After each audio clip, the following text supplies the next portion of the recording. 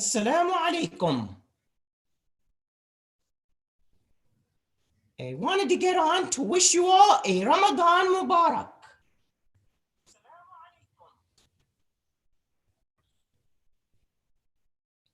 And without further ado, here is Brother Ihab.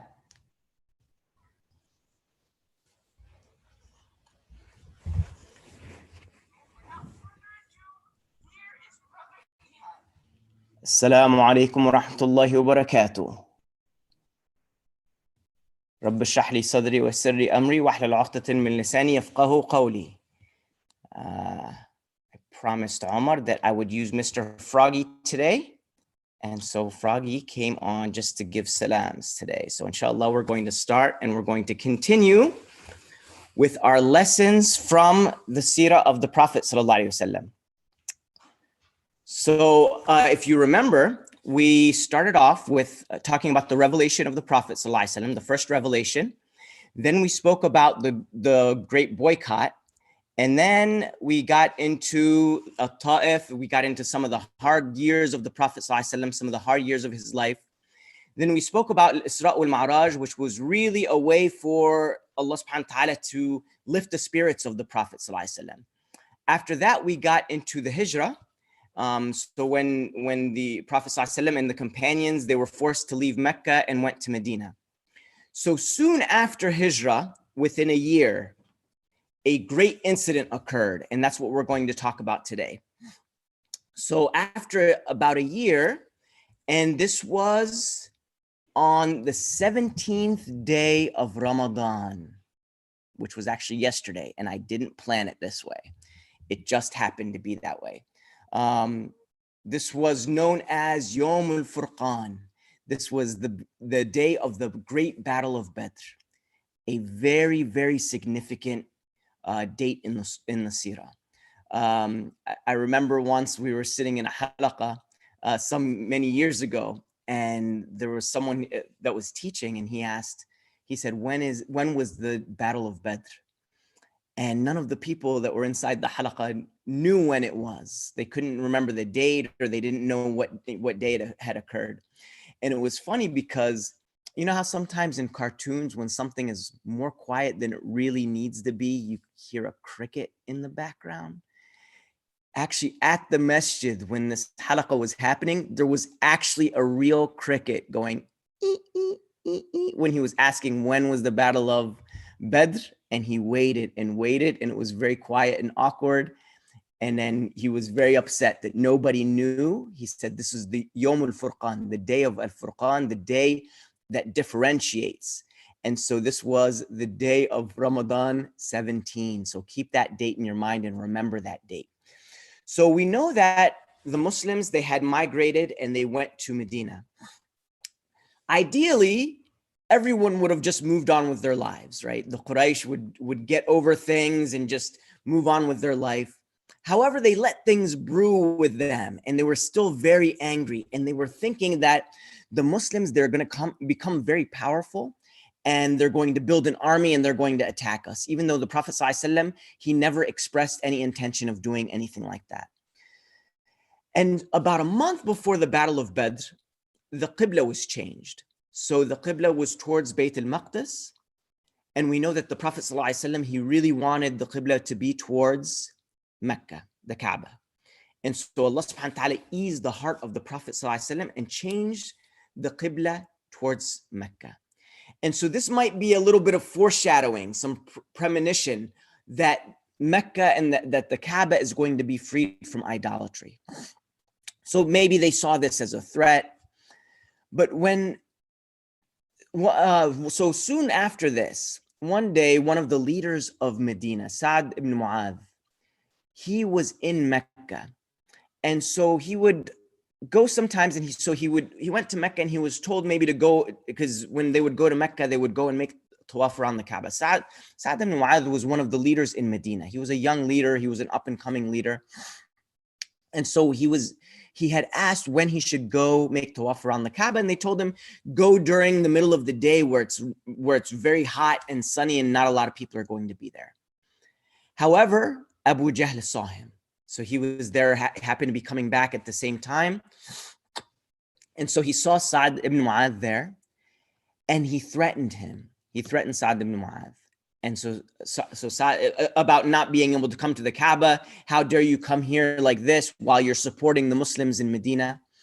And so Sa'd ibn Mu'adh, he returned this threat. And he said that if you're going to threaten me like this, we're going to threaten your trade route to Syria. So when you're going to go and try to trade with Syria, we're going to be there on the way. And so the caravan there was a caravan of the people of Quraysh, and this was the caravan of Abu Sufyan, and they were passing through. They had gone through this trade route, and they had gone and they were passing through Medina. And so the Prophet ﷺ, he had gotten word that this caravan was coming, the caravan of Abu Sufyan, and it had like 1,000 camels. And so it was a very wealthy caravan. It was a huge caravan, probably the equivalent of millions of dollars worth. And the thing was, they were traveling back and they were going to come by Medina. And most of the stuff that they had was probably the stuff that belonged to the people of Mecca, the Muhajirin. So when they came to Medina, all their stuff was confiscated. So they took their stuff, they went and they tried to, barter and trade with their things. And so they were coming back through this way, and they had a lot of the wealth that was owned by the people of Medina, those who made hijrah. So a couple of the companions, they found out the details of Abu Sufyan's caravan. They found out they had 1,000 camels. They found that they had about 40 people guarding them. And so they go back and they tell the Prophet ﷺ about this caravan of Abu Sufyan. And so the Prophet ﷺ, he goes to the companions at the masjid and he said, whoever has their animal prepared and is ready to go, come with me. Others, they said, you know what? They said, we can go and prepare our camels real quick or our animals real quick and come. The Prophet ﷺ said, no, we're leaving right now. And probably didn't give them very many details. And so so they went out and they went out to go to meet this caravan. And so the Battle of Badr was not meant to be a battle. It was meant to come there and they would show that, they came out, there was a few hundred people, they had less than 100 camels. It was meant for them to just show up and capture this caravan. So they had gone out and they set up camp. And so some Bedouins, some people from the desert, they went and they told Abu Sufyan that they saw two people spying on them. So now Abu Sufyan does some investigating, and he realizes now that they are being monitored and they might be attacked by the people of Medina. And so he realizes that their wealth could be confiscated. So Abu Sufyan, he does two things. Number one, he decided to hire a guide to take them on this unknown route that gets them out of there immediately. Get us out as quick as you can and bypass where the Prophet ﷺ was and all of the companions were. That's the first thing he did. The second thing he did was he sent his fastest riders off to Mecca to get reinforcements to come back. So everyone in Mecca, they had some they had some stake in this. And so they had some stake in this caravan. And so they wanted this wealth to come back to them. And so they went and they set people back and sent reinforcements to go and protect this wealth. And so within several days, the Quraysh had sent an army back to the people to reinforce their people. So they came now to attack the Muslims, and they had an army of 1,000 people. The Muslims, they had set up to prepare for this battle. They knew they were going to be attacked, and these people who were coming from Mecca wanted nothing less than to wipe off Islam from the face of the earth. They wanted to get rid of Islam completely. And so the Muslims, they came to this area, and this area was known as Badr. And this was a place where they had wells. And so the Muslims strategically, they went in front of the wells to block off the water so that they would have access to this water. But then the mushrikeen, they would not have access to this water. And so the people that were with the Prophet ﷺ, there was around 315 people, and the people that were attacking them were around 1,000 of them, were around 1,000 people. So the Prophet ﷺ, before the people came to attack them, before the people of Quraysh arrived, and they knew that this was going to go down, he asked the people, what do they want? He asked the companions. And so the Muhajirin, it was already known that they were going to stand by the Prophet ﷺ no matter what. They had already been through all these tough times. You remember this boycott and all the difficulties that they went through in Mecca. So they had already gone through all these tough times. And so they said, Ya Rasulullah, we're here, we're going to support you. The Prophet ﷺ, he wanted to hear from the people of Al-Ansar. And so he wanted to hear from them. And so the people of Al-Ansar, meaning the people who are already in Medina, they said, oh, Ya Rasulullah, they said, we are not going to say to you what the people of Musa said to him. Go, you and your Lord, go fight. We're going to be here standing, but rather we're going to tell you that we are going to be there by your side. We're going to fight with you. We're going to support you. We're going to be there right with you the whole time. Sa'd ibn Mu'adh, may Allah be pleased with him, he said, Ya Rasulullah, he said, we will be there by your side. He said, if you were to go and walk into the ocean in front of us, we would follow you right into it. If you were to go and walk into the ocean, we would follow you right into it, meaning no matter what, we are going to be there for you. And Ibn Mas'ud radhiyallahu anhu, he said, I've never been so jealous of someone like I was of Sa'd on that day. I wish that I were the ones to speak those words, because I saw the satisfaction that it brought the Prophet ﷺ. So I wish that those words actually came from me. So now the Prophet ﷺ is there. He has a few hundred of the companions. They're going to be attacked by 1,000 people of Quraysh. And so the Prophet ﷺ, he tells them to get some rest and sleep up so that they can be rested for the next day. And it was one of the miracles that Allah subhanahu wa ta'ala allowed them all to go into a deep sleep and get a lot of good rest, even though they were anxious about this battle that was going on. The Prophet ﷺ, he was up all night making dua. He was up all night making dua in tears, begging Allah, oh Allah, if you don't grant us victory, then no one on earth will be here to worship you. Oh Allah, we need your help. We need your aid. We have no one to turn to but you. And he's making dua all night, and tears are coming down his face, to the point that Abu Bakr, may Allah be pleased with him, he comes to the Prophet ﷺ, he said, Ya Rasulullah, Allah is not going to let you down.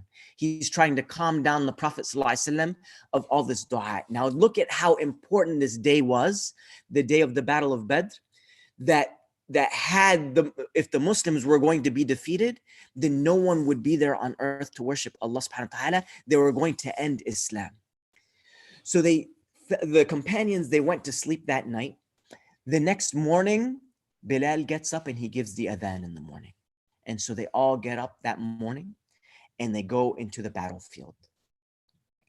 And so when they get to the battlefield, each side, they send a few representatives to battle each other. And so some of the people of Al-Ansar, they went up. So from the three of the Muslims, for some of the people of Al-Ansar, and then the Quraysh, and they see these people and they don't even recognize these people because they're the people from Medina. They said, who are these people? We can't even fight you. Send us our equals. We want people who are equal to us. And they should have been careful what they wished for, because they sent them Ali radhiyallahu anhu and Hamza radhiyallahu anhu, two of the toughest, strongest companions. And so they sent them so that they could have a battle. So they would have 3 on this side and 3 on this side, and they would have an initial battle. And so after this, they would, the entire Battle of Badr would be initiated. So they're fighting in this battle, and Allah subhanahu wa ta'ala sent down thousands of angels to support and comfort the companions. And these angels terrified the people of Quraysh. So for some of the companions, the angels came down in the form of some of their friends, of some of the other companions, and they would go to them and they would say, glad tidings, do not worry, these people are nothing and Allah is with you. These people are nothing. And Shaitan was on their other side. It was on the side of the people of Quraysh.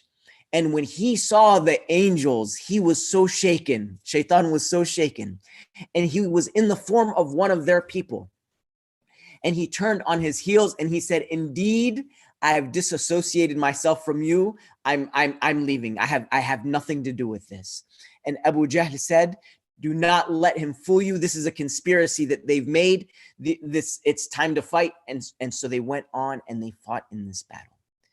So they fought in this great battle, Yawm al-Furqan, the day of Badr, the Battle of Badr. And they fought and the Muslims defeated the Mushrikeen of that time. Only about 14 Muslims were martyred on that day, and 70 of the Mushrikeen died on that day. And this was known as Yawm al-Furqan, the great day of differentiation. This changed the entire course of history for the Muslims. Allah subhanahu wa ta'ala forgave all of those who fought in the Battle of Badr. We know that after the 10 people, 10 companions who were guaranteed Jannah, the best people in the sight of Allah are those who fought in the Battle of Badr, and Allah subhanahu wa ta'ala forgave them for their past sins and their future sins. What was so great about this day of the Battle of Badr is that it preserved Islam and it preserved the Muslims, and it allowed Islam to continue to spread and to be there in Medina. And inshallah, next time we will talk about the Treaty of Hudaybiyah. We're going to skip over a very significant battle, which was the Battle of Uhud. We're nearing the end of Ramadan. We don't have very much time, but make sure that you go back and you read about the history of the Battle of Uhud, a very, very significant date. And inshallah, next time we're going to talk about the Treaty of Hudaybiyah. Jazakallah khairan for tuning in, and inshallah we will see you on Friday. Wa sallallahu ala Sayyidina Muhammad wa ala alihi wa sahbihi wa sallam. And Froggy would like to say assalamu alaikum to everyone. Assalamu alaikum. See you on Friday.